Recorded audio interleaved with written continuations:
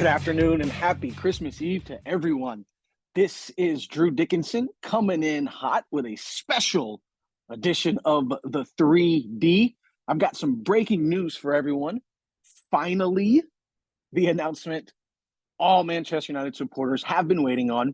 Sir Jim Ratcliffe and Ineos have officially acquired 25% stake into Manchester United.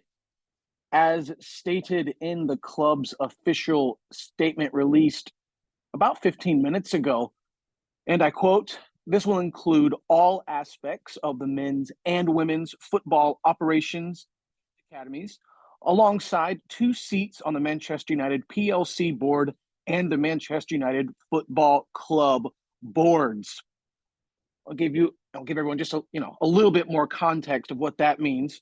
So, acquisition of 25% of the Class B shares held by the Glazers, offer to acquire up to 25% of all Class A shares. The Glazer family and Class A shareholders will receive the same price of $33 per share. Further investment of $300 million in the club. Ineos has been delegated responsibility for management of football operations, and completion of this deal is subject to receiving all necessary regulatory approvals, including from the Premier League. I'll tell you what, for a lot of, quote unquote, higher ups, staffers, this should spell lots of bad news. I expect Ineos to clean house regarding those decision makers in the footballing aspect of Manchester United. A couple of big names I want to tell you about in regards to that. Chief Executive Officer Richard Arnold, who will 100% be under fire.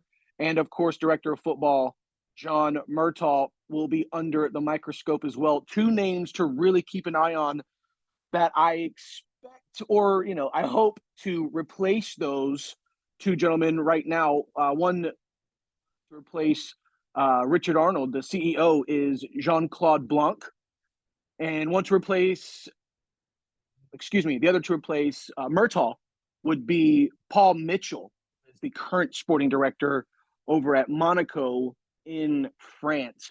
No definitive moves yet, but I can almost guarantee Arnold and Murtaugh's time is ticking away at Manchester United. Ralph Ragnick said it best a couple of years ago. It's open heart surgery. Remember, Manchester United are still in over $1 billion in debt. And, I'll want to be honest with everyone. I wanted Sheikh Jassim to purchase United. It was a full purchase, and it was the only way for certain to get the Glazers out of the club. But here we are. It's not going to be an easy task for Ineos, whatsoever. But I think starting at the top with recruitment and decision-making is what's best for the club. You cannot forget the laundry list of underperforming players on massive contracts, looking to clear out most of that dead weight that has been dragging the club down, for more than a decade, at least since Sir Alex has left. And I feel like it's exactly what the club needs, but only time will tell. And, real quick, as far as the manager, my belief and my opinion, there's no need to make any immediate changes. Ten Hag has key players coming back from injury here in just a few weeks. If he finishes strong and, goes back to his principles, the morals that got him the job, I think that Ten Hag will be secure and there won't be any need to change anything as far as the coaching staff. But it's up to him and it's up to those players. And as far as the season is gone, we know that will certainly not be an easy task as well. But that's going to do it for me.